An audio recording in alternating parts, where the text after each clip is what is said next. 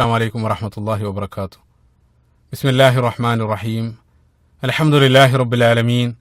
വസ്സലാത്തു വസ്സലാമു അലാ റസൂലില്ലാഹി വഅലാ ആലിഹി വസഹ്ബിഹി അജ്മഈൻ. അമ്മാ ബഅദ്. റബ്ബി ഇശ്റഹ് ലി സദ്രി വയസ്സിർ ലി അംരി വഹ്ലുൽ ഉഖ്ദതം മിൻ ലിസാനി യഫ്ഖഹു ഖൗലി. സഹോദരങ്ങളെ, ഖിലാഫത്തിന്റെ ചരിത്രവുമായി ബന്ധപ്പെട്ട് ഉസ്മാൻ ഇബ്നു അഫ്ഫാൻ റളിയല്ലാഹു അൻഹുവിന്റെ ജീവിത കാലഘട്ടത്തെ സംബന്ധിച്ചായിരുന്നു നേരത്തെ സൂചിപ്പിക്കപ്പെട്ടത്. അതിന്റെ തുടർച്ചയെന്നാണ് ഇൻഷാ അല്ലാഹ് ഈ ഒരു ഭാഗത്ത് നമ്മൾ പരിശോധിക്കുന്നത്. അദ്ദേഹവുമായിട്ട് ബന്ധപ്പെട്ട ചില ഹദീസുകളും അതോടൊപ്പം ആദ്യത്തെ 2 ഖലീഫമാരോടൊപ്പമുള്ള കാലഘട്ടത്തെ സംബന്ധിച്ചാണ് ഈ ഒരു ഭാഗത്ത് നമ്മൾ പരിശോധിക്കുന്നത്. അപ്പോൾ നബി സല്ലല്ലാഹു അലൈഹി വസല്ലമയോടൊപ്പമുള്ള സന്ദർഭത്തെ സംബന്ധിച്ച് വിശദീകരിച്ച സന്ദർഭത്തിൽ പലപ്പോഴായിട്ട് ഉസ്മാൻ ഇബ്നു അഫ്ഫാൻ റളിയല്ലാഹു അൻഹുവിന്റെ പേര് കടന്നു വരുന്നത് നേരത്തെ സൂചിപ്പിച്ചു സാമ്പത്തിക സഹായവുമായിട്ട് ബന്ധപ്പെട്ടാണ്. അതോടൊപ്പം ഉസ്മാൻ ഇബ്നു അഫ്ഫാൻ റളിയല്ലാഹു അൻഹുവുമായിട്ട് ബന്ധപ്പെട്ട് അദ്ദേഹം ബന്ധപ്പെടുന്ന മറ്റൊരു മേഖലയായിട്ട് നമ്മൾ കാണപ്പെടുന്ന മറ്റൊരു മേഖലയാണ് പരിശുദ്ധ ഖുർആനുമായിട്ടുള്ള അദ്ദേഹത്തിന്റെ ആത്മബന്ധം. ഖുർആനുമായിട്ട് വല്ലാത്തൊരു ആത്മബന്ധം നിലനിർത്തിയ വ്യക്തിയായിരുന്നു ഉസ്മാൻ ഇബ്നു അഫ്ഫാൻ റളിയല്ലാഹു അൻഹു. പലപ്പോഴും പരിശുദ്ധ ഖുർആന്റെ പഠന വേദികളിലെല്ലാം നമ്മൾ സ്ഥിരമായിട്ട് കേൾക്കാറുള്ള മനോഹരമായിട്ടുള്ള ഒരു ഹദീസ്, ബുഖാരി ധരിക്കപ്പെടുന്ന ഒരു ഹദീസ്, ഖൈറുക്കും മൻ തഅല്ലമൽ ഖുർആന വഅല്ലമഹു. നിങ്ങളിൽ ഏറ്റവും ഉത്തമൻ ഖുർആൻ പഠിക്കുകയും പഠിപ്പിക്കുകയും ചെയ്യപ്പെടുന്ന വ്യക്തിയാണ്. ഈ മനോഹരമായിട്ടുള്ള ഹദീസ് പോലെ യഥാർത്ഥത്തിൽ ഉദ്ധരിക്കപ്പെടുന്നത് ഉസ്മാൻ ഇബ്നു അഫ്ഫാൻ റളിയല്ലാഹു അൻഹുവിലൂടെയാണ്. അദ്ദേഹമാണ് ഹദീസിന്റെ റാവി. അപ്പം ഇതെല്ലാം അദ്ദേഹത്തിന്റെ ആ ഒരു ആത്മബന്ധം കൃത്യമായിട്ട് നമുക്ക് കാണിച്ചു തരുന്നുണ്ട്. പരിശുദ്ധ ഖുർആന്റെ പഠനം, പാരായണം, ക്രോഡീകരണം, സംരക്ഷണം, ഇതിലെല്ലാം വളരെ മുൻപന്തിയിൽ നിന്ന വ്യക്തിയായിരുന്നു ഉസ്മാൻ ഇബ്നു അഫ്ഫാൻ റളിയല്ലാഹു അൻഹു. അപ്പോൾ സ്വഹാബികൾക്കിടയിൽ ഏറ്റവും കൂടുതൽ അളവ് ഖുർആൻ പാരായണം ചെയ്യപ്പെടുന്ന വ്യക്തിയായിരുന്നു ഉസ്മാൻ ഇബ്നു അഫ്ഫാൻ റളിയല്ലാഹു അൻഹു. അപ്പോൾ താബിഈകളിൽപ്പെട്ട ചില പണ്ഡിതന്മാരുടെ ഉദ്ധരണികളിൽ നമുക്ക് കാണാൻ സാധിക്കും ഉസ്മാൻ ഇബ്നു അഫ്ഫാൻ റളിയല്ലാഹു അൻഹു അദ്ദേഹം ഒരു രാത്രി തന്നെ സമ്പൂർണ്ണമായിട്ട് പരിശുദ്ധ ഖുർആൻ പാരായണം ചെയ്ത് തീർക്കാറുണ്ടായിരുന്നു. അതായത് ഇശാ നമസ്കാരത്തിന് ശേഷം അദ്ദേഹം നമസ്കാരത്തിലേക്ക് പ്രവേശിച്ച് ഫജറിന് മുമ്പായിട്ട് അദ്ദേഹം ഖുർആൻ സമ്പൂർണ്ണമായിട്ട് അദ്ദേഹം പാരായണം ചെയ്ത് തീർക്കാറുണ്ടായിരുന്നു എന്ന് കാണാൻ സാധിക്കും. സുബ്ഹാനല്ലാഹ്. അപ്പം അത്രയേറെ പരിശുദ്ധ ഖുർആൻ അദ്ദേഹം സ്നേഹിച്ചു, അത്രയേറെ ആത്മബന്ധം പരിശുദ്ധ ഖുർആനുമായിട്ട് അദ്ദേഹം നിലനിർത്തി. പലപ്പോഴും ഉസ്മാൻ ഇബ്നു അഫ്ഫാൻ റളിയല്ലാഹു അൻഹുവിൽ ഉദ്ധരിക്കപ്പെടുന്ന മനോഹരമായിട്ട് അദ്ദേഹത്തിന്റെ ഒരു വചനം പല സന്ദർഭത്തിലായിട്ട് നമ്മൾ കേട്ടിരിക്കും. അദ്ദേഹം പറയാറുണ്ടായിരുന്നു, ലൗ തഹുറത് ഖുലൂബുക്കും മാ ശബിഅത് മിൻ കലാമില്ലാഹി അസ്സ വജൽ.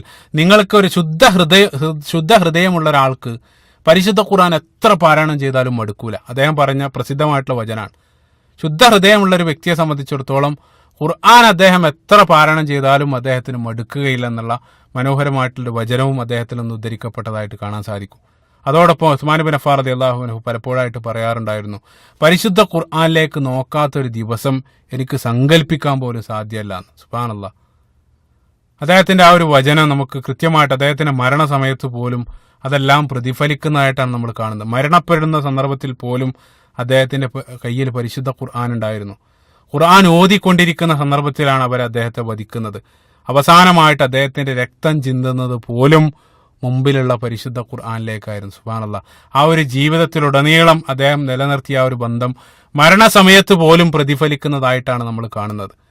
അതോടൊപ്പം നമുക്കറിയാം പരിശുദ്ധ ഖുർആൻ ഏകീകരിച്ച് ക്രോഡീകരിക്കപ്പെട്ടത് അദ്ദേഹത്തിന്റെ കാലഘട്ടത്തിലാണ്. അത്രയേറെ അദ്ദേഹത്തിന്റെ ആ ഒരു ആത്മബന്ധം കാരണമാകണം അല്ലാഹു സുബ്ഹാനഹു വ തആല. ഇപ്പൊ സുബ്ഹാനല്ലാഹ്, നിങ്ങൾ ചിന്തിച്ചു നോക്കുക, ഇന്ന് നമ്മൾ ഉപയോഗിക്കുന്ന ആ ഒരു ഖുർആൻ, ഇന്ന് നമ്മൾ ഉപയോഗിക്കുന്ന ആ ഖുർആൻ പോലും അറിയപ്പെടുന്ന അദ്ദേഹത്തിന്റെ പേരിലാണ്. മുസ്ഹഫ് അൽ ഉസ്മാനി എന്ന പേരിലാണ് ഇന്ന് നമ്മൾ ഓതുന്ന പരിശുദ്ധ ഖുർആൻ പോലും അറിയപ്പെടുന്നത്. സുബ്ഹാനല്ലാഹ്. അപ്പം ഈ ഒരു മേഖല, അതായത് പരിശുദ്ധ ഖുർആനുമായിട്ട് ബന്ധപ്പെട്ട മേഖലയിലും അദ്ദേഹത്തിന്റെ പേര് നമുക്ക് സജീവമായിട്ട് കാണാൻ സാധിക്കുന്നതല്ല. പിന്നീട് നമ്മൾ ഹദീസുകളുമായിട്ട് ബന്ധപ്പെട്ട് പരിശോധിക്കുന്ന സന്ദർഭത്തിൽ നിരവധി ഹദീസുകളുടെ ഏറ്റവും പ്രധാനപ്പെട്ട മനോഹരമെന്ന് തോന്നിയ ചില ഹദീസുകൾ മാത്രം ഇതിന്റെ പൂർത്തീകരണം എന്നുള്ള നിലക്ക് ഉദ്ധരിക്കുകയാണ്. അപ്പം നേരത്തെ ഞാൻ പ്രവാചകനോടൊപ്പമുള്ള കാലഘട്ടത്തിൽ നിരവധി കാര്യങ്ങൾ വിശദീകരിച്ചു. അതിൻ്റെ എല്ലാം ഒരു രത്ന ചുരുക്കമായിട്ട് നമുക്ക് എടുക്കാവുന്ന ഒരു മനോഹരമായിട്ടുള്ള ഹദീസ്, സ്വഹീഹുൽ ബുഖാരിയിൽ ഉദ്ധരിക്കപ്പെടുന്ന ഒരു ഹദീസ്. ഇബ്നു ഉമർ റളിയല്ലാഹു അൻഹു ആണ് ഹദീസ് ഉദ്ധരിക്കപ്പെടുന്നത്. അദ്ദേഹം പറയുകയാണ്, അതായത് ഒരിക്കൽ ഇബ്നു ഉമർ റളിയല്ലാഹു അൻഹു അദ്ദേഹം മക്കയിൽ ഇരിക്കുന്ന സന്ദർഭത്തിൽ ജാഅ റജുലുൻ മിൻ അഹ്ലി മിസ്റിൻ ഫഖാല ലഹു. ഈജിപ്ഷ്യനായിട്ടുള്ള ഒരു മനുഷ്യൻ, മിസ്രി ആയിട്ടുള്ള മനുഷ്യൻ ഇബ്നു ഉമർ റളിയല്ലാഹു അൻഹുവിനെ സമീപിച്ചുകൊണ്ട് അദ്ദേഹം പറഞ്ഞു, യാ ഇബ്നു ഉമർ ഇന്നി സാഇലുക അൻ ഷൈഇൻ ഫഹദ്ദിസ്നി. ഞാൻ നിങ്ങളോട് ചില കാര്യങ്ങൾ ചോദിക്കാൻ പോവുകയാണ്, എനിക്ക് അതിന് കൃത്യമായിട്ടുള്ള വിശദീകരണം താങ്കൾ നൽകണം. അപ്പോൾ ഇബ്നു ഉമർ റളിയല്ലാഹു അൻഹു പറഞ്ഞു, അതെ, നിങ്ങൾക്ക് ചോദിക്കാം, എന്താണ് ചോദിക്കാനുള്ളത് ചോദിച്ചോളൂ. ഈ സന്ദർഭത്തിൽ അദ്ദേഹം ചോദിച്ചു, ഹൽ തഅലം അന്ന ഉസ്മാൻ ഫറ യൗമ ഉഹദ്. ഉസ്മാൻ ഉഹദിന്റെ ദിവസം ഓടിപ്പോയി എന്ന് പറയുന്നത് ശരിയല്ലേ? അത്തരത്തിലൊരു ആരോപണം കേൾക്കുന്നുണ്ട്, അത് ശരിയല്ലേ? ഈ സന്ദർഭത്തിൽ ഇബ്നു ഉമർ റളിയല്ലാഹു അൻഹു പറഞ്ഞു, അതെ, നഅം, ശരിയാണ്. പിന്നീട് രണ്ടാമതായിട്ട് അദ്ദേഹം ചോദിച്ചു, ഫഖാല തഅലം അന്നഹു തഗയ്യബ അൻ ബദരിൻ ഫലം തഷ്ഹദ്.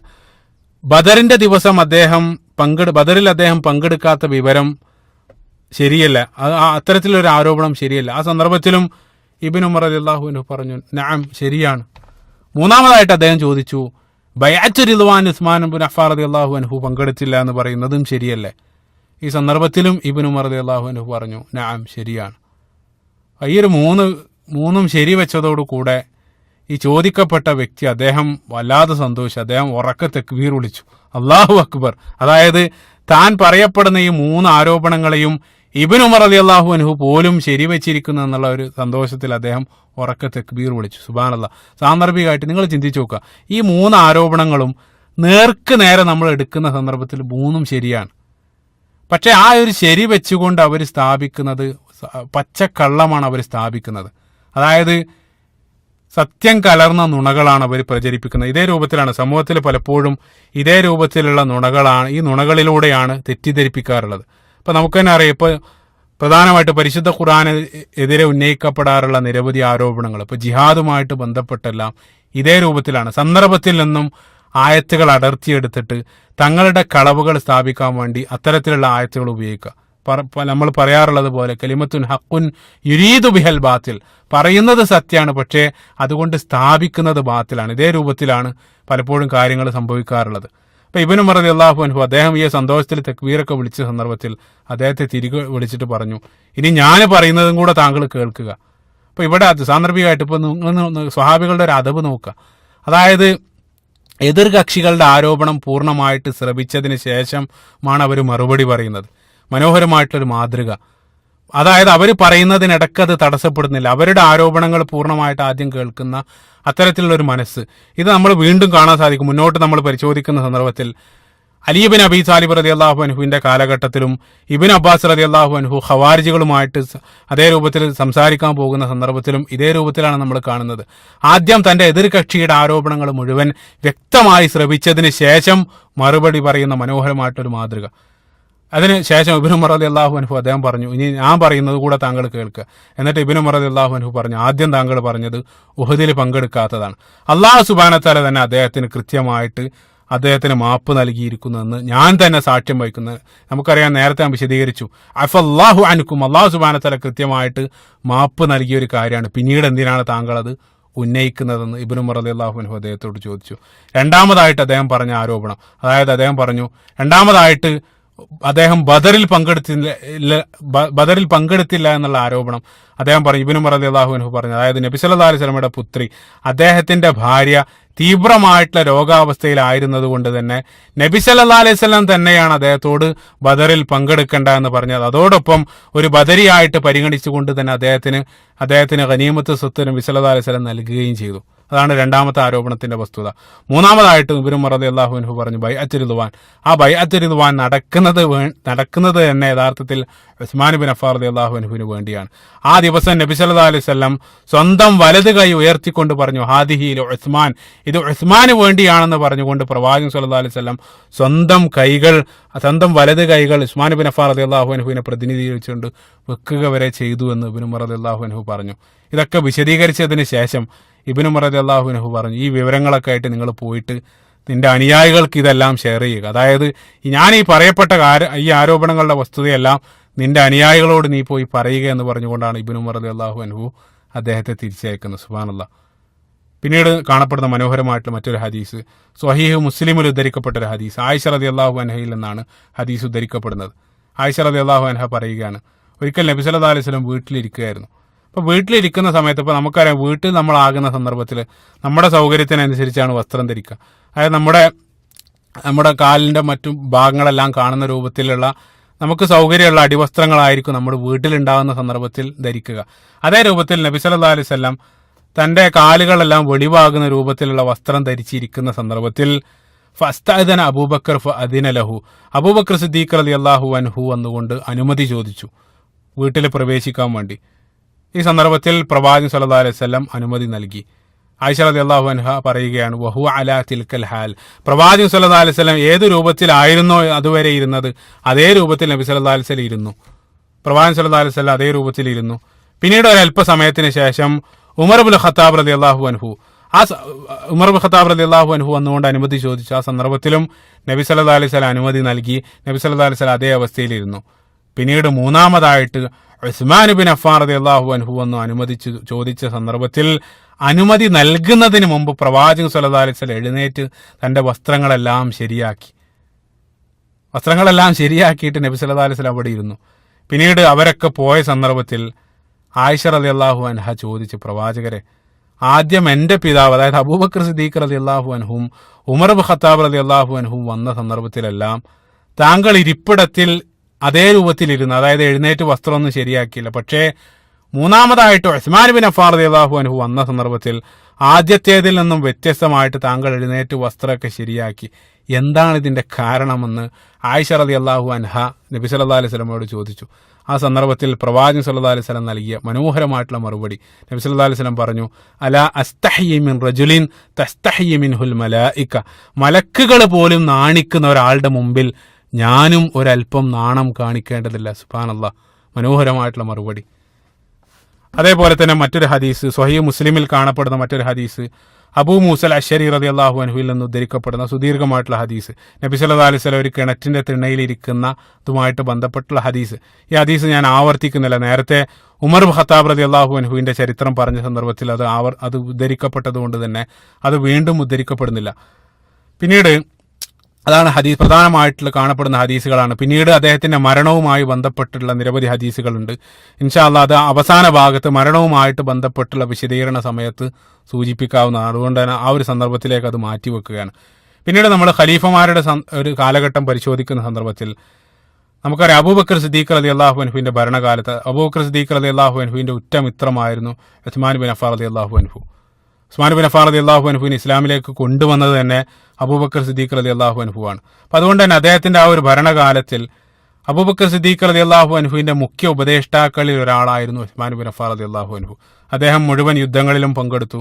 അതേപോലെ തന്നെ ആ ഒരു കാലഘട്ടത്തിൽ, അതായത് അബൂബക്കർ സിദ്ദീഖ് റളിയല്ലാഹു അൻഹുവിന്റെ ഭരണകാലത്ത് നടന്ന വളരെ പ്രസിദ്ധമായിട്ടൊരു സംഭവം ഇബ്നു അബ്ബാസ് റളിയല്ലാഹു അൻഹു വിശദീകരിക്കുന്നതായിട്ട് കാണാൻ സാധിക്കും. മനോഹരമായിട്ടുള്ള സംഭവം. ഇതേ സംഭവം ഉമർ ഇബ്നു ഖത്താബ് റളിയല്ലാഹു അൻഹുവിന്റെ ഭരണകാലത്ത് ആമുർ റമാദ് അദ്ദേഹത്തിന്റെ കാലഘട്ടത്തിലുണ്ടായിരുന്ന ക്ഷാമകാലത്താണ് സംഭവിച്ചതെന്നും ആ രൂപത്തിലും ഈ സംഭവത്തെ ഉദ്ധരിക്കപ്പെട്ടതായിട്ട് കാണാൻ സാധിക്കും. ഏതായിരുന്നാലും അബൂബക്കർ സിദ്ദീഖ് റളിയല്ലാഹു അൻഹുവിന്റെ ഭരണകാലത്ത് എന്ന് പറഞ്ഞുകൊണ്ടാണ് കൂടുതൽ ഉദ്ധരണികളിൽ കാണാൻ സാധിച്ചതെന്നുള്ളതുകൊണ്ട് തന്നെ ആ ഒരു സംഭവം ഈ ഒരു ഭാഗത്ത് ഉദ്ധരിക്കുകയാണ്. അതായത് അബൂബക്കർ സിദ്ദീഖ് റളിയല്ലാഹു അൻഹുവിന്റെ ഭരണകാലത്ത് ആ നാട്ടിൽ വല്ലാത്തൊരു ക്ഷാമം ഉണ്ടായി. അപ്പൊ നമുക്കറിയാം, ഉസ്മാൻ ബിൻ അഫ്ഫാൻ റളിയല്ലാഹു അൻഹു അദ്ദേഹം അഗ്രഗണ്യനായിട്ടുള്ള ഒരു കച്ചവടക്കാരനാണ്. അപ്പൊ ക്ഷാമത്തിന് മുമ്പ് അദ്ദേഹം സിറിയയിൽ നിന്നും ഒരു നിരവധി ലോഡ് കച്ചവട സാധനങ്ങൾ ഓർഡർ ചെയ്തിരുന്നു. ക്ഷാമത്തിന് മുമ്പ് അദ്ദേഹം ഓർഡർ ചെയ്തതാണ്. ഈ ഭക്ഷണ പദാർത്ഥങ്ങൾ, അദ്ദേഹത്തിന്റെ ഈ ഒരു കച്ചവട ചരക്ക് 100ഓളം ഒട്ടകങ്ങളെല്ലാം വഹിക്കുന്ന ഭക്ഷണ പദാർത്ഥങ്ങളും മറ്റുമായിട്ട് അദ്ദേഹത്തിന്റെ 100ഓളം ഒട്ടകങ്ങൾ അടങ്ങുന്ന വലിയൊരു കച്ചവട ചരക്ക് അത് മദീനയിൽ എത്തുന്നത് ക്ഷാമം ബാധിച്ച സന്ദർഭത്തിലാണ്. അതായത് അദ്ദേഹം ഓർഡർ നൽകിയത് ക്ഷാമത്തിന് മുമ്പാണ്. പക്ഷെ ഓർഡർ നൽകി കച്ചവട സാധനം വരുന്നത് 4 മാസത്തിന് ശേഷം ക്ഷാമം ബാധിച്ചൊരവസ്ഥയിലാണ് ചരക്ക് മദീനയിൽ എത്തുന്നത്. അപ്പൊ നമുക്കറിയാം, ക്ഷാമം ഉണ്ടാകുന്ന സന്ദർഭത്തിൽ സാധനങ്ങൾക്ക് വലിയ ഡിമാൻഡായിരിക്കും. പറയുന്ന വില നൽകിയിട്ട് ആളുകൾ വാങ്ങാൻ തയ്യാറാകും. അപ്പൊ ആ ഒരു സന്ദർഭത്തിൽ കച്ചവട സാധനങ്ങളെല്ലാം മദീനയിൽ എത്തിയ സന്ദർഭത്തിൽ ആ നാട്ടിലുള്ള പ്രധാനപ്പെട്ട കച്ചവടക്കാരെല്ലാം ഉസ്മാൻ ബിൻ അഫ്ഫാൻ റളിയല്ലാഹു അൻഹുവിനെ സമീപിച്ചു. അവിടെ ഏറ്റവും മദീനയിൽ അറിയപ്പെടുന്ന കച്ചവടക്കാർ അദ്ദേഹത്തിനെ സമീപിച്ചുകൊണ്ട് പറഞ്ഞു, ഈ ചരക്ക് ഞങ്ങൾക്ക് നിങ്ങൾ മറിച്ചു വിൽക്കുമെങ്കിൽ അതിന് 10 ഇരട്ടി വില ഞങ്ങൾ നൽകാം. ഉസ്മാൻ ബിൻ അഫ്ഫാൻ റളിയല്ലാഹു അൻഹു പറഞ്ഞു, ഇല്ല, അത് പോരാ, അതായത് 10 ഇരട്ടി പോരാ എന്ന് ഉസ്മാൻ ബിൻ അഫ്ഫാൻ റളിയല്ലാഹു അൻഹു പറയുകയാണ്. ഈ സന്ദർഭത്തിൽ അവർ വീണ്ടും വില ഉയർത്തി. അവർ പറഞ്ഞു, അങ്ങനെയാണെങ്കിൽ 20 ഇരട്ടി തരാം. ഈ സന്ദർഭത്തിലും ഉസ്മാൻ ബിൻ അഫ്ഫാൻ റളിയല്ലാഹു അൻഹു പറഞ്ഞു, അതെനിക്ക് പോരാ, അതായത് 20 ഇരട്ടിയും പോരാ. ഈ സന്ദർഭത്തിൽ അവസാനം അവർ 50 ഇരട്ടി, അതായത് അതിന്റെ നേർപകുതി ഇരട്ടി വില ഇവർ അവസാനം പറയുകയാണ്. ആ സന്ദർഭത്തിലും ഉസ്മാൻ ബിൻ അഫ്ഫാൻ റളിയല്ലാഹു അൻഹു അത് വിൽക്കാൻ സമ്മതിക്കുന്നില്ല. ഈ സന്ദർഭത്തിൽ ഈ ആളുകൾ അവർ അത്ഭുതത്തോടു കൂടി ചോദിച്ചു, അല്ലയോ അബൂ അംർ, ഈ മദീനയിൽ ഇതിനും വലിയ തുക ഈ കച്ചവട ചരക്കിന് നൽകാൻ വേറെ ആരുമില്ല. അതായത് ഇവിടുത്തെ ഏറ്റവും നല്ല കച്ചവടക്കാരാണ് ഞങ്ങൾ, ഇതിനും വില നൽകിയിട്ട് ഈ കച്ചവട ചരക്ക് താങ്കളിൽ നിന്ന് ആരും വാങ്ങുമെന്ന് തോന്നുന്നില്ല, അതുകൊണ്ട് താങ്കൾ ഞങ്ങൾക്കിത് വിറ്റൂടെ എന്ന് അവർ ചോദിച്ചു. ഈ സന്ദർഭത്തിൽ ഉസ്മാൻ ബിൻ അഫ്ഫാൻ റളിയല്ലാഹു അൻഹു പറഞ്ഞു, സുബ്ഹാനല്ലാഹ്, ഈ ഒരു മറുപടി നമ്മൾ ചിന്തിക്കേണ്ടതാണ്. അദ്ദേഹം പറഞ്ഞു, ഇതിനേക്കാൾ വില നൽകാൻ എനിക്ക് ഒരാൾ വില ഓഫർ ചെയ്തിട്ടുണ്ട്. എന്നിട്ട് അദ്ദേഹം പറഞ്ഞു, അള്ളാഹു ഇതേ സാധനത്തിന് 1000 ഇരട്ടി പ്രതിഫലം നൽകുമെന്ന് എനിക്ക് പറഞ്ഞിട്ടുണ്ട്, അത് നിങ്ങൾക്ക് നൽകാൻ സാധിക്കുമോ എന്നാണ് അദ്ദേഹം തിരിച്ചു ചോദിച്ചത്. ആ സന്ദർഭത്തിൽ അവർ നിശബ്ദരാവുകയാണ്.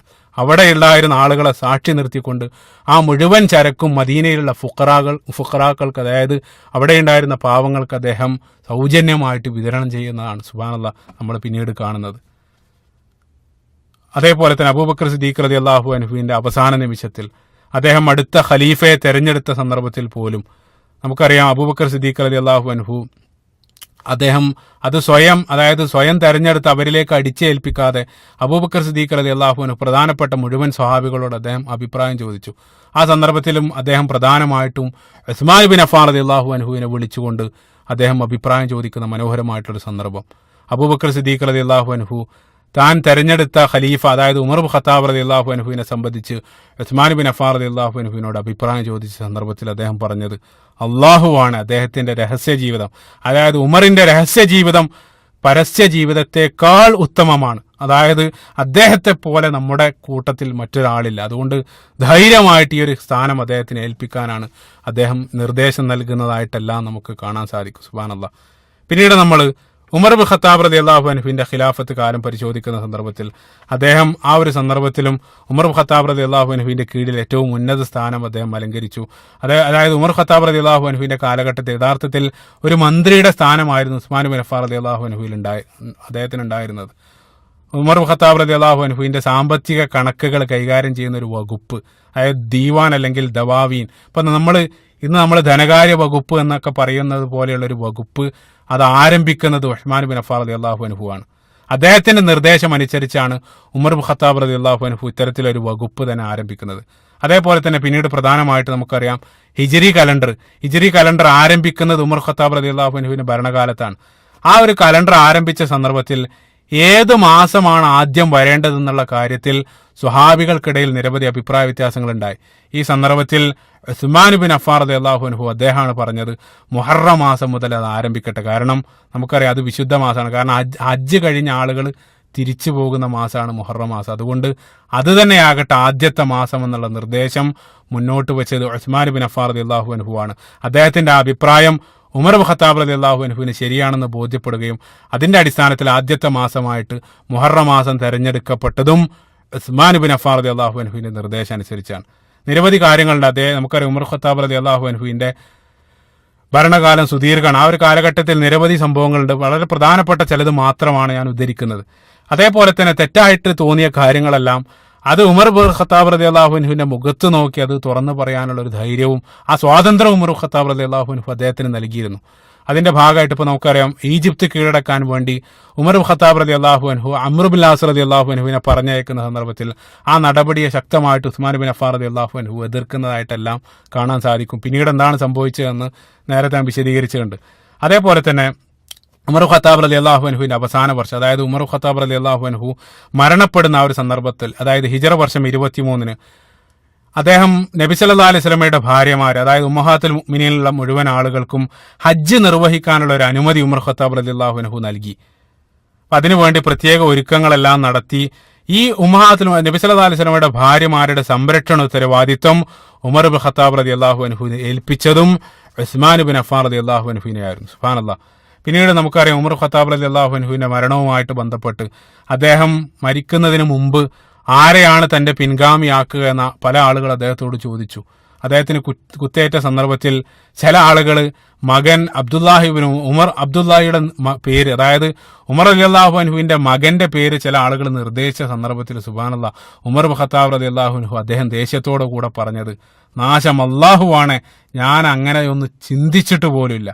എന്റെ കുടുംബക്കാർ ആർക്കെങ്കിലും ലഭിക്കുന്നത് വിധം അല്ലെങ്കിൽ എന്റെ കുടുംബക്കാരിൽ ആർക്കെങ്കിലും നൽകാൻ മാത്രം അമൂല്യമാണ് ഈ ഭരണമെന്ന് എനിക്ക് തോന്നുന്നില്ല. അതുകൊണ്ട് ഒരിക്കലും എന്റെ മകനെ അതിന് നിർദ്ദേശിക്കേണ്ടതില്ല എന്ന് ഉമർ ബിൻ ഖത്താബ് റളിയല്ലാഹു അൻഹു മറുപടി പറയുന്നതായിട്ടെല്ലാം നമുക്ക് കാണാൻ സാധിക്കും. അവസാനം നേരത്തെ ഞാൻ വിശദീകരിച്ചു, ഉമർ ഖത്താബ് റളിയല്ലാഹു അൻഹു ഈ ഒരു ചുമതലയ്ക്ക് വേണ്ടി, അതായത് അടുത്ത ഖലീഫയായിട്ട് തെരഞ്ഞെടുക്കാൻ വേണ്ടി അദ്ദേഹം ഒരു 6 അംഗ സമിതിയെ അദ്ദേഹം നിയമിക്കുന്നുണ്ട്.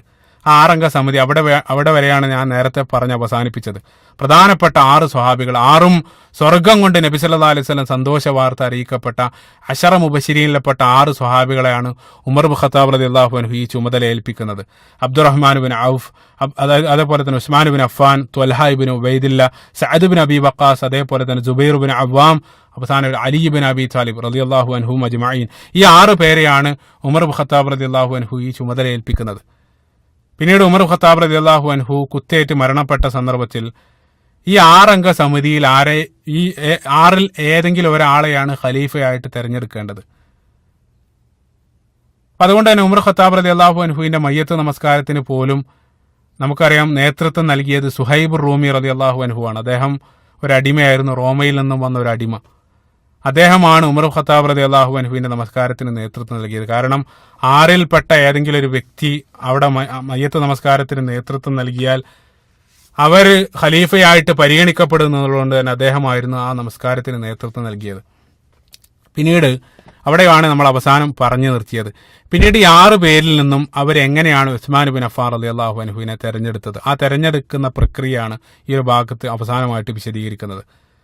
അപ്പോൾ ഉമർ റളിയല്ലാഹു അൻഹു മരണപ്പെട്ട ആ ഒരു ദിവസം തന്നെ, അതായത് ഞായറാഴ്ച ദിവസമാണ് ഉമർ ഖത്താബ് റളിയല്ലാഹു അൻഹു മരണപ്പെടുന്നത്.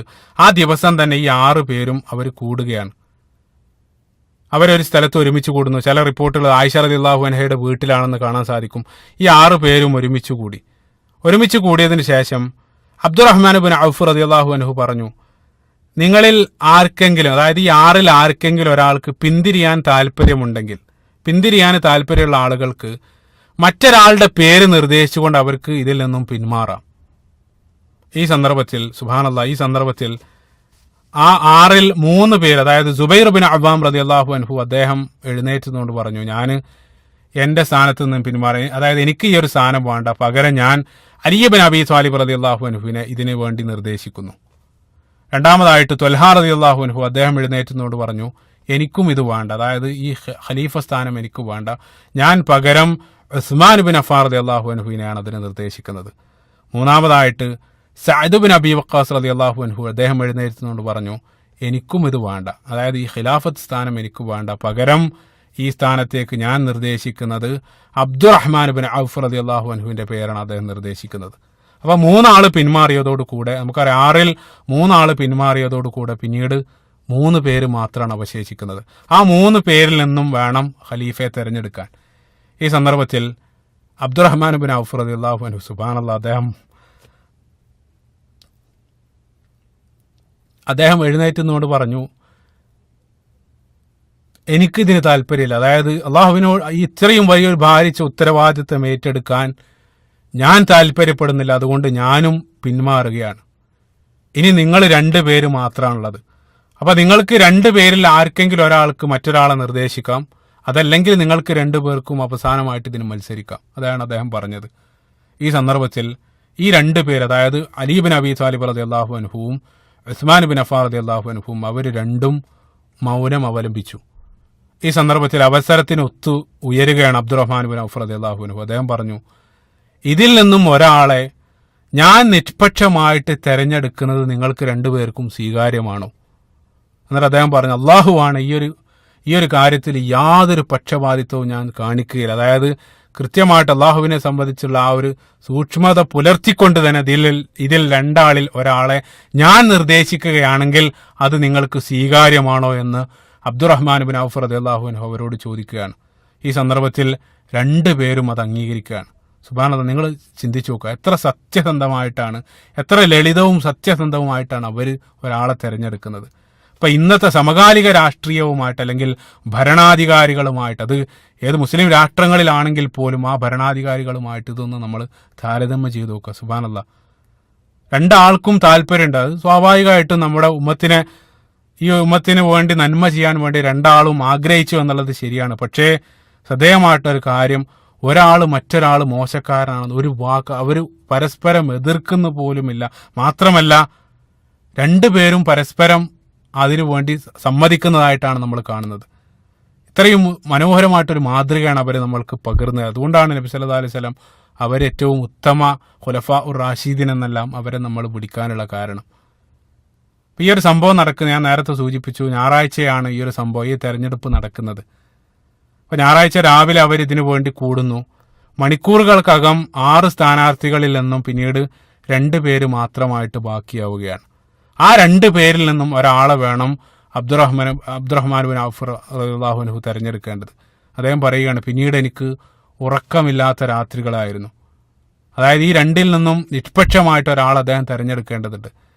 അദ്ദേഹം ഓരോ സ്വഹാബികളെ വിളിച്ചും അവരെക്കുറിച്ച് അഭിപ്രായം ചോദിക്കുന്ന അഭിപ്രായങ്ങളെല്ലാം അദ്ദേഹം രേഖപ്പെടുത്തി വെക്കുകയാണ്. അദ്ദേഹത്തെ സംബന്ധിച്ചിടത്തോളം ഈ 2 ഒരാളെ തിരഞ്ഞെടുക്കുക എന്നുള്ളത് വലിയ ഭാരിച്ചൊരു ഉത്തരവാദിത്തമാണ്. കാരണം എന്താണെന്ന് വെച്ചാൽ, ഇപ്പൊ അബൂബക്കർ സിദ്ദീഖ് റളിയല്ലാഹു അൻഹുവും ഉമർ ബിൻ ഖത്താബ് റളിയല്ലാഹു അൻഹുവും അവര് 2 പേരും ഇപ്പോൾ നമുക്കറിയാം അവരുടെ സ്ഥാനത്തിൽ വലിയ വ്യത്യാസമുണ്ട്. അബൂബക്കർ സിദ്ദീഖ് റളിയല്ലാഹു അൻഹുവിനാണ് ഏറ്റവും വലിയ റാങ്ക്. അതേപോലെ തന്നെ ഉമർ ഖത്താബ് റളിയല്ലാഹു അൻഹു 2ാം സ്ഥാനത്താണ്. അത് നമ്മൾ നബി സല്ലല്ലാഹു അലൈഹി വസല്ലമയുടെ ഹദീസിലെല്ലാം വ്യക്തമായിട്ട് അത് എല്ലാവർക്കും അറിയാവുന്ന ഒരു കാര്യമാണ്. അപ്പൊ അതിൽ നിന്ന് ഒരാളെ തെരഞ്ഞെടുക്കുക എന്ന് പറഞ്ഞാൽ വളരെ എളുപ്പമാണ്. അബൂബക്കർ സിദ്ദീഖ് റളിയല്ലാഹു അൻഹു നമ്പർ 1 ആയിട്ട് വരുന്നതാണെന്ന് എല്ലാവർക്കും അറിയാം. പക്ഷെ അതേപോലെ ആയിരുന്നില്ല അലി ബിൻ അബി ത്വാലിബ് റളിയല്ലാഹു അൻഹുവും ഉസ്മാൻ ബിൻ അഫ്ഫാൻ റളിയല്ലാഹു അൻഹും. അവർ സ്ഥാനത്തിൽ ചെറിയ വ്യത്യാസം മാത്രമേ ഉണ്ടായിരുന്നുള്ളൂ. അതുകൊണ്ട് തന്നെ അബ്ദുറഹ്മാൻ ബിൻ ഔഫ് റളിയല്ലാഹു അൻഹുവിനെ സംബന്ധിച്ചിടത്തോളം അദ്ദേഹത്തിന്റെ ജോലി ഒരല്പം കഠിനമായിട്ട് മാറുകയാണ്. അതിന്റെ ഭാഗമായിട്ട് ഈ തെരഞ്ഞെടുപ്പിന്റെ ഭാഗമായിട്ട് അബ്ദുറഹ്മാൻ ബിൻ ഔഫ് റളിയല്ലാഹു അൻഹു അദ്ദേഹം അവരുടെ വീട്ടിലും പോയിട്ട് ചർച്ച നടത്തി. ഉസ്മാൻ ബിൻ അഫ്ഫാൻ റളിയല്ലാഹു അൻഹുവിന്റെ വീട്ടിൽ പോയിട്ട് അദ്ദേഹം ചോദിച്ചു, സുബ്ഹാനല്ലാഹ്, അദ്ദേഹം ചോദിച്ചു, അഥവാ ഞാൻ നിങ്ങളെ തെരഞ്ഞെടുക്കുന്നില്ലെങ്കിൽ പിന്നെ ഈ ഒരു സ്ഥാനം ഏറ്റെടുക്കാൻ അക്കൂട്ടത്തിൽ ഏറ്റവും അനുയോജ്യനായിട്ടുള്ള വ്യക്തി ആരാണെന്ന് അദ്ദേഹം ഉസ്മാൻ ബിൻ അഫ്ഫാൻ റളിയല്ലാഹു അൻഹുവിനോട് ചോദിച്ച സന്ദർഭത്തിൽ ഉസ്മാൻ ബിൻ അഫ്ഫാൻ റളിയല്ലാഹു അൻഹു പറയുന്നത് അലി ബിൻ അബി ത്വാലിബ് റളിയല്ലാഹു അൻഹുവിന്റെ പേരാണ്. ഇതേ ചോദ്യം അദ്ദേഹം അലി റളിയല്ലാഹു അൻഹുവിന്റെ വീട്ടിൽ പോയി ചോദിച്ച സന്ദർഭത്തിൽ, അതായത് താങ്കളെ അഥവാ ഇനി ഞാൻ തെരഞ്ഞെടുത്തിട്ടില്ലെങ്കിൽ ആ 6ൽ ഏറ്റവും അതിന് അനുയോജ്യനായിട്ടുള്ള വ്യക്തിയാണെന്ന് ആരാണെന്ന് അലി ബിൻ അബി ത്വാലിബ് റളിയല്ലാഹു അൻഹുവിനോട് ചോദിച്ച സന്ദർഭത്തിൽ അദ്ദേഹം പറഞ്ഞത് ഉസ്മാൻ ബിൻ അഫ്ഫാൻ റളിയല്ലാഹു അൻഹുവിന്റെ പേരാണ്. സുബ്ഹാനല്ലാഹ്, എത്ര മനോഹരം! ഈ ഒരു ഉമ്മത്തിന്റെ നന്മയ്ക്ക് വേണ്ടി ഇരുവരും അത് ആഗ്രഹിച്ചിരുന്നെന്നുള്ള അത് സത്യം. പക്ഷേ അതിന്റെ പേരിൽ 1% പോലും തമ്മിൽ അവർ വെറുക്കുന്നില്ല. ഒരാളും മറ്റൊരാളെ തള്ളിപ്പറയുന്നില്ല. ഞാനല്ലെങ്കിൽ മറ്റൊരാൾ, അത്ര മാത്രമേ അവർ ചിന്തിക്കുന്നുള്ളൂ. സുബ്ഹാനല്ലാഹ്, ഒരു മനോഹരമായിട്ടുള്ള മാതൃകയാണ് അവർ കാണിച്ചിരുന്നത്. അപ്പോൾ ഞായറാഴ്ച അവർ ഇതിനു വേണ്ടി ഒത്തുകൂടുന്നു. ഞായറാഴ്ച കഴിഞ്ഞ് തിങ്കളാഴ്ചയും കഴിഞ്ഞ് ചൊവ്വാഴ്ച രാത്രി അബ്ദുറഹ്മാൻ ബിൻ ഔഫ് റളിയല്ലാഹു അൻഹു അദ്ദേഹം ഒരു തീരുമാനത്തിലെത്തുകയാണ്. നിരവധി ദീർഘമായിട്ടുള്ള അന്വേഷണങ്ങൾക്കും അതേപോലെ തന്നെ കൂടിയാലോചനകൾക്കെല്ലാം ശേഷം അദ്ദേഹം നിഷ്പക്ഷമായിട്ട് ഒരാളെ ഖലീഫയായിട്ട് തിരഞ്ഞെടുക്കുകയാണ്. അപ്പം അദ്ദേഹം ഈ ഒരു തീരുമാനം വന്ന് എടുത്തതിന് ശേഷം ആദ്യം തന്നെ അദ്ദേഹം ഫൈനലായിട്ടൊരു തീരുമാനം കണ്ടതിന് ശേഷം ആദ്യം അദ്ദേഹം അലി ബിൻ അബി ത്വാലിബ് റളിയല്ലാഹു അൻഹുവിന്റെ വീട്ടിലേക്കും ഉസ്മാൻ ബിൻ അഫ്ഫാൻ റളിയല്ലാഹു അൻഹുവിന്റെ വീട്ടിലേക്കും പോയിട്ട് അദ്ദേഹം തന്റെ തീരുമാനം അറിയിക്കുകയാണ്. ആ സന്ദർഭത്തിൽ അദ്ദേഹം അവരുമായിട്ട് സുദീർഘമായിട്ട് സംസാരിക്കുകയും ചെയ്തു. എന്താണ് സംസാരിച്ചതെന്ന് അല്ലാഹു ആലം. ഏതായിരുന്നാലും അദ്ദേഹത്തിന്റെ ആ ഒരു അബ്ദുറഹ്മാൻ ബിൻ ഔഫ് റളിയല്ലാഹു അൻഹു സുബ്ഹാനല്ലാഹ് അദ്ദേഹം കാണിക്കുന്ന അദ്ദേഹത്തിന്റെ ആ ഒരു നേതൃത്വ സ്ഥാനത്ത് അദ്ദേഹം ഇതിൽ കാണിച്ച അദ്ദേഹത്തിന്റെ ആ ഒരു മാതൃക, അത് നമുക്ക് അതുല്യമായിട്ടൊരു മാതൃകയാണ് അദ്ദേഹം മുന്നോട്ട് വെക്കുന്നത്. ഇൻഷാ അല്ലാഹ് അദ്ദേഹത്തിന്റെ അബ്ദുറഹ്മാൻ ബിൻ ഔഫ് റളിയല്ലാഹു അൻഹുവിന്റെ ചരിത്രം പിന്നീട് നമുക്ക് വിശദമായിട്ട് വിശദീകരിക്കാവുന്നതാണ്. അപ്പം അടുത്ത ദിവസം, അതായത് ചൊവ്വാഴ്ച അദ്ദേഹം തീരുമാനമെടുത്ത് പിന്നീട് അടുത്ത ദിവസം ബുധനാഴ്ച ദിവസം രാവിലെ എല്ലാ പ്രധാനപ്പെട്ട ആളുകളെയും അദ്ദേഹം പള്ളിയിലേക്ക് വിളിച്ചു വരുത്തുകയാണ്. സ്വഹാബികളെല്ലാം തിങ്ങി നിറഞ്ഞ പള്ളി. അതോടൊപ്പം അക്കാലഘട്ടത്തിലുള്ള നമുക്കറിയാം എല്ലാ പ്രമുഖരായിട്ടുള്ള സ്വഹാബികളും അതോടൊപ്പം നിരവധി പ്രവിശ്യകളിലുണ്ടായിരുന്ന മുഴുവൻ ഗവർണർമാരും മുആവിയ റളിയല്ലാഹു അൻഹു അടക്കമുള്ള മുഴുവൻ ആളുകളും പള്ളിയിൽ ഒത്തുകൂടിയിരുന്നു. തിങ്ങി നിറഞ്ഞ ആ പള്ളിയിൽ ഫജ്ർ നമസ്കാരത്തിന് സുഹൈബ് റൂമി റളിയല്ലാഹു അൻഹു ആണ് നേതൃത്വം നൽകുന്നത്. അദ്ദേഹം നമസ്കാരത്തിന് നേതൃത്വം നൽകുന്നു. നമസ്കാരത്തിന് ശേഷം അബ്ദുറഹ്മാൻ ബിൻ ഔഫ് റളിയല്ലാഹു അൻഹു അദ്ദേഹം നബി സല്ലല്ലാഹു അലൈഹി വസല്ലമയുടെ ആ ഒരു തലപ്പാവ് ധരിച്ചുകൊണ്ട് അദ്ദേഹം മിമ്പറിലേക്ക് കയറുകയാണ്. മിമ്പറിലേക്ക് കയറി അദ്ദേഹം ഹംദും സലാത്തും ചൊല്ലിയതിനു ശേഷം ആദ്യം അദ്ദേഹം സദസ്സിൽ നിന്നും അലി ബിൻ അബി ത്വാലിബ് റളിയല്ലാഹു അൻഹുവിനെ വിളിച്ചുകൊണ്ട് അദ്ദേഹം ചോദിച്ചു, അള്ളാഹുവിന്റെ ഗ്രന്ഥത്തിനും പ്രവാചകചര്യക്കും അതേപോലെ തന്നെ പൂർവ്വകാല ഖലീഫമാരുടെ രീതിക്കും അനുസൃതമായിട്ട് താങ്കൾ പ്രവർത്തിക്കുമെന്ന് എനിക്ക് ഉറപ്പ് നൽകുമോ? അലി ബിൻ അബി ത്വാലിബ് റളിയല്ലാഹു അൻഹു പറഞ്ഞു, അതെ. അതേ ചോദ്യം അദ്ദേഹം ഉസ്മാൻ ബിൻ അഫ്ഫാൻ റളിയല്ലാഹു അൻഹുവിനോട് ചോദിക്കുന്നു. അദ്ദേഹം അതേ എന്ന് പറയുന്നു. ആ സന്ദർഭത്തിൽ ഈ അബ്ദുറഹ്മാൻ ബിൻ ഔഫ് റളിയല്ലാഹു അൻഹു തന്റെ അവസാനത്തെ അദ്ദേഹത്തിന്റെ ഫൈനൽ തീരുമാനം ആ സദസ്സിനെ അറിയിക്കുകയാണ്. അറിയിച്ചതിന് ശേഷം ആദ്യം അദ്ദേഹം തന്നെ ഉസ്മാൻ ബിൻ അഫ്ഫാൻ റളിയല്ലാഹു അൻഹുവിന്റെ കയ്യിൽ ബൈഅത്ത് നൽകുകയാണ്. അതിനുശേഷം ആളുകൾ തിക്കിത്തിരക്കി ഓരോരുത്തരായിട്ട് ഉസ്മാൻ ബിൻ അഫ്ഫാൻ റളിയല്ലാഹു അൻഹുവിന്റെ കയ്യിൽ ബൈഅത്ത് നൽകുന്നു. ചില റിപ്പോർട്ടുകളിൽ രണ്ടാമതായിട്ട് അലി ബിൻ അബി ത്വാലിബ് ബൈഅത്ത് നൽകിയെന്നും മറ്റു ചില റിപ്പോർട്ടുകളിൽ അലി ബിൻ അബി ത്വാലിബ് അവസാനമായിട്ട് അദ്ദേഹത്തിന് ബൈഅത്ത് നൽകിയെന്നും കാണാവുന്നതാണ്. സുബ്ഹാനല്ലാഹ്. ഇപ്പോൾ ഉസ്മാൻ ബിൻ അഫ്ഫാൻ റളിയല്ലാഹു അൻഹുവിന്റെ ആ ഒരു ഖിലാഫത്തിനെ മുഴുവൻ ആളുകളും ഒരുപോലെ അംഗീകരിക്കുകയാണ്. അലി ബിൻ അബി ത്വാലിബ് റളിയല്ലാഹു അൻഹു അദ്ദേഹത്തിന് അതിൽ ചില പ്രയാസങ്ങൾ ഉണ്ടായിരുന്നു എന്നുള്ള രൂപത്തിലുള്ള നിരവധി തെറ്റിദ്ധാരണകൾ കാണാൻ സാധിക്കും. യഥാർത്ഥത്തിൽ അലി ബിൻ അബി ത്വാലിബ് റളിയല്ലാഹു അൻഹുവും അദ്ദേഹം അംഗീകരിച്ചു, അദ്ദേഹം അവിടെ വെച്ചുകൊണ്ട് ബൈഅത്ത് നൽകുകയും ചെയ്തു. എത്രത്തോളം എന്ന് ചിലപ്പോൾ നമുക്കറിയാം, ഉസ്മാൻ ബിൻ അഫ്ഫാൻ റളിയല്ലാഹു അൻഹുവിന്റെ ഭരണകാലത്ത് സജീവമായിട്ട് അലി ബിൻ അബി ത്വാലിബ് റളിയല്ലാഹു അൻഹു അദ്ദേഹത്തിന്റെ കൂടെ പ്രവർത്തിച്ചു. മാത്രമല്ല അവസാന സന്ദർഭത്തിൽ പോലും ഉസ്മാൻ ബിൻ അഫ്ഫാൻ റളിയല്ലാഹു അൻഹുവിനെ വധിക്കാൻ ചില ആളുകൾ അദ്ദേഹത്തിന്റെ വീട് വളഞ്ഞ സന്ദർഭത്തിൽ പോലും അലി ബിൻ അബി ത്വാലിബ് റളിയല്ലാഹു അൻഹു തന്റെ 2 പുത്രന്മാരെ ഉസ്മാൻ ബിൻ അഫ്ഫാൻ റളിയല്ലാഹു അൻഹുവിന്റെ സംരക്ഷണത്തിനായി പറഞ്ഞയക്കുന്നതെല്ലാം നമ്മൾ മുന്നോട്ടുള്ള ചരിത്രത്തിൽ കാണുന്നുണ്ട്.